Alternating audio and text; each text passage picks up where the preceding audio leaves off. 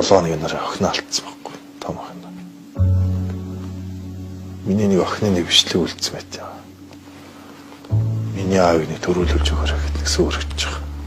Тэр нь болохоор миний охин юу гэж хэлсэн байна вэ гэхээр миний аавыг Монгол улсын авраг олгож өгөөрөө гэсэн нэг тийм бичлэг үлдсэн байсан. Тэрийг бол би тэр сүүлд мэдсэн байсан. Миний аав төрүүлж өгөөрэй.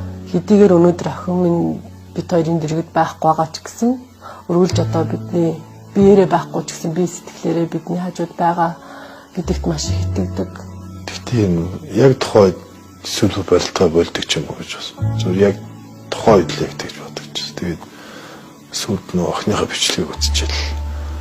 Тэгэл намрын нээлтийн барилтаас эхлэл бүгдэнд барилтаал. Тэгэл яг төрүүлнэ гэсэн бодол ирнэ. Салтг бол тэгэл охиныхаа л одоо тэр хүсэл мөрөөдөл өөрийнхөө хүсэл мөрөөдөл ховдын ард түмний тэр олон жилийн хүлээлтийг биелүүлэхийн төлөө энэ бол миний үүрэг гэсэн нэг тийм бодол бол ер нь надад салтгүй л.